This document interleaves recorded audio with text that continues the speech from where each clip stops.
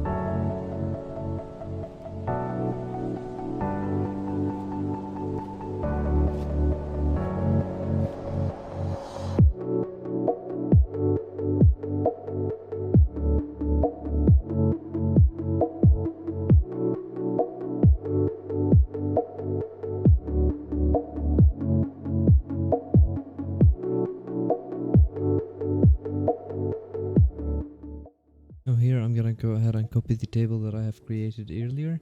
This is just because the regex is a little bit confusing, but I'm gonna be pasting it in the description so you can go ahead and copy it whenever you want. This is the regex that we can be basically using to give a color for the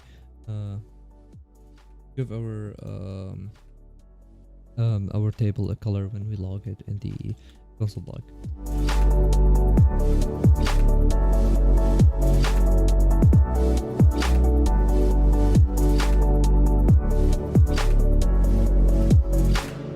Just go ahead and copy the same one here, and we're gonna modify a few things over here.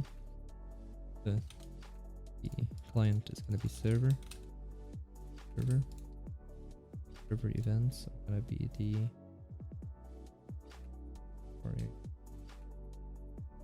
and again go ahead, do the same thing here, putting it here. Let's say server events.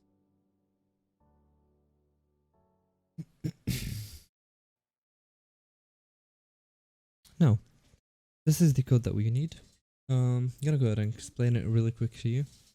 So the very first thing that we started with is the require the null modules. So we're gonna require the fs and the path to get the path of each folder and each file. Next, we're gonna be exporting the function that we created. So instead of just creating a function, we are gonna go ahead and export the entire function inside the module that exports directly without creating a function.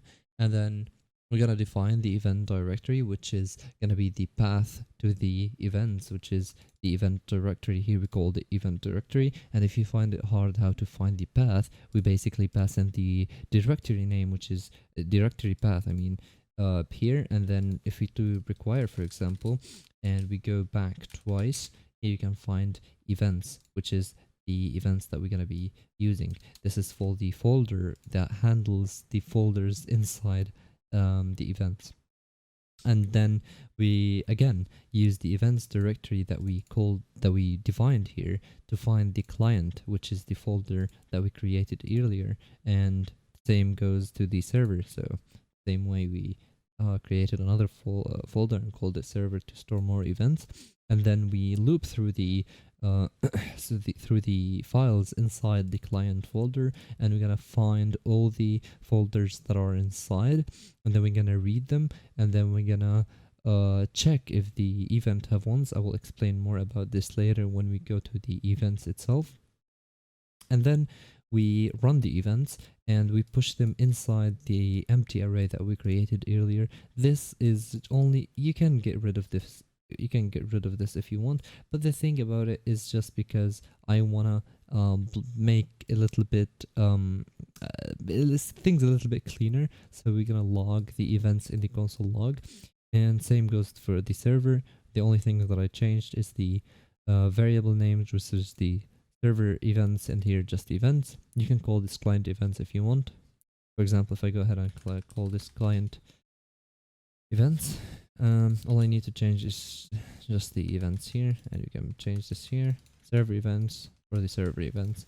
This will log both events at the same time. And again, if you don't want to include two different folders, you can get rid of the whole thing, and you can just minimize this entire operational function to only read the events inside the events. So this is basically it. Now this will dynamically load all the events using the file name. For example, now we can go back to the app.js and we're going to find all the events that we have right here. For example, let's start with the ready event. Now the ready event should go inside the server events. So we're going to right click and create a new file. We're going to call this ready.js. The names of the events must be the same as the name of the event, okay? The name of the file, I mean. So we can just do module. This is how you write events from now on. Module.exports equal, and the first thing is going to be the event name, which is name, and it's going to be ready. Do we need to trigger it once or always? We're going to trigger it always. So we're going to put the once to false. What this does is basically when you set the once to true, and the event is triggered, it will not be triggered again. So it's only one time. So, but we don't want that, because what if the bot disconnect and reconnect? Or what if, for example, the bot crash for some reason and then it reconnects, and same goes for all the other events. Let's say someone sends a message and the event is triggered, but someone else send a message, the event will not be triggered because this is set to true. So I'm just gonna go ahead and set this to false. Now we're gonna run the event. Now here's the thing. So the first parameter is gonna be the bot, which is the bot that we are gonna require later on in our app.js. And here we pass the args inside the parameter of each event. We first pass the bot and then the args. The args are related to the parameters that the event accept, and it's always going to be the first parameter in the within the event is going to be the bot. Okay, so it's going to be the bot, and then the second one is going to be the event parameter, which is if we go to app, it's going to be session. Okay, so if we go to here, type in session, it's going to be an arrow function. And here we can paste everything that we have in here we can copy and paste it in here in the event. Okay, so we can get rid of this event right now. Same goes with chat create. I'm gonna do them real quick. So we're gonna do chat. Sorry, we said it again. Chat create is gonna be in the client, not the server. So we're gonna do chat create. It really doesn't matter how you organize this. You can put chat create in the server, it doesn't matter, but it's always better to just keep things organized. So module.experts equal name is chat create, and then once it's gonna be false always, and here run and async bot, and here takes user and takes the message, right? Because the chat creates takes the user and the message. And here we can just go and copy everything that is inside the chat create. So just copy that, put it here. And if you want to make things a little bit better, you can just cut this to try, paste this here, and then actually just to catch error and console.error, for example, and you can do chat create error. You can just pass in the error. In case any error happens, you can always catch it. Same is gonna go for every single event right here. I'm just gonna go ahead and create them. Just follow the same steps, okay?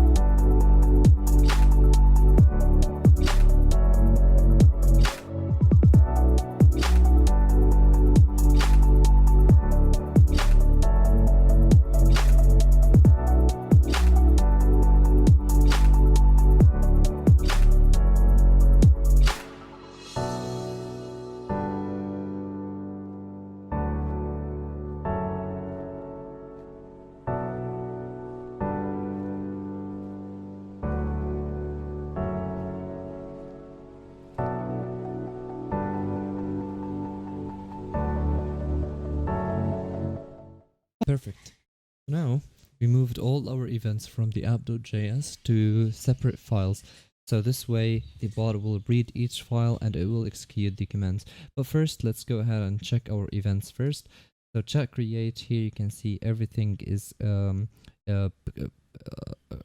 everything belongs to chat create is in one file. We don't need this, so we're gonna go ahead and delete that. we're gonna create an command handler later on, so we're gonna do that later. But there's one thing that you need to understand here.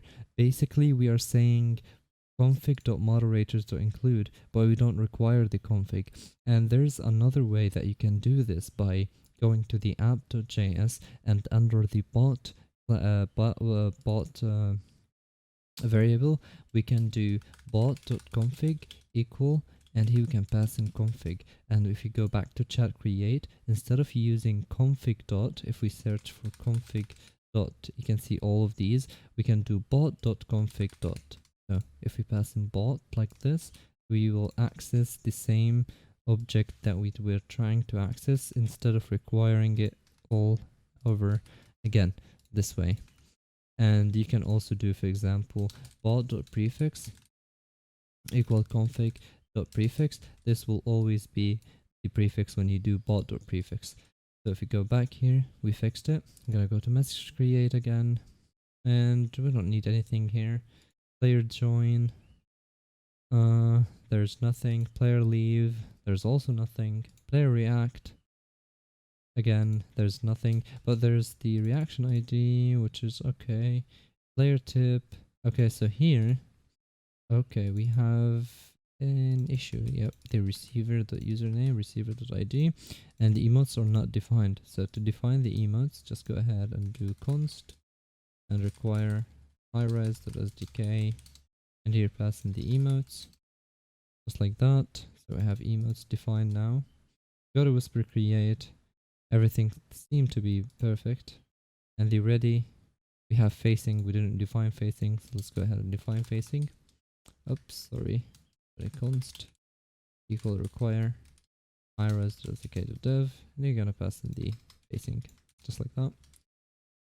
Now we have handle events and everything. Now we need a way to read the events, and to do so, this is actually simple. And to make the code a little bit more organized, we can go ahead and get rid of the config, pass in token and room here, and we can just do token and room, token, room. And now we need to listen to the handle events, which is the function that we created earlier. We have to call it in the app.js, so whenever the bot starts, it should start, right? To do so, we can go and type in here const handle events equal require, and the path to the handle events. So this is going to be inside the src handlers and handle events. And now we can just do handle events, and here it takes the bot. Let me start the bot. To start the bot, terminal, new terminal, and again we have to type node dot, oops, sorry, bot.config is not defined. Yep, that's because I changed this. Okay, let's go back and change this back to config instead. Config.token and config.room, since we are using the config here. Clear node dot illegal operation on a directory be read. Sorry, handle events, where is that? Line 8. Oh, sorry, this is not read file. This should be read directory. Sorry about that. Basically, because we are reading not a file, we are reading a folder, which is called server, and reading a folder that's called client. So node dot again. As you can see here, the events that are for the client are here, and the events that are for the server are here. And you can just put the loading Highrise client events on top if you want. You can do this like that. I think this should work. And if I do this, yes, and refresh, node dot, as you can see here, loading Highrise client events, and loading the server events. And if you go back to, for example, the room and the chat create, here you can see we have test command, we have everything. So if you go here and type test, it should work perfectly fine. This way we have a better command handler, we have more organized files, we have more organized folders. so we can navigate between each one of them and include whatever we want to include. For example, let's go to the whisper and include a command.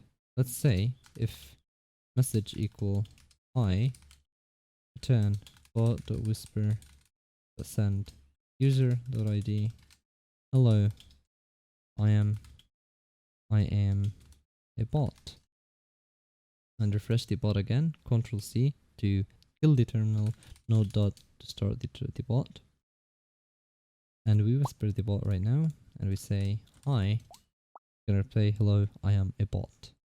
As you can see, if we want to create a new event, for example, let me just show you really quick.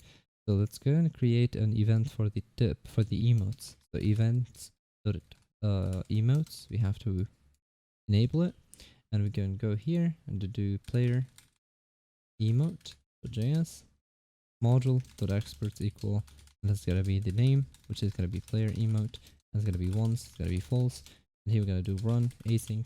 Now the emote event takes the sender and the receiver and the emote ID.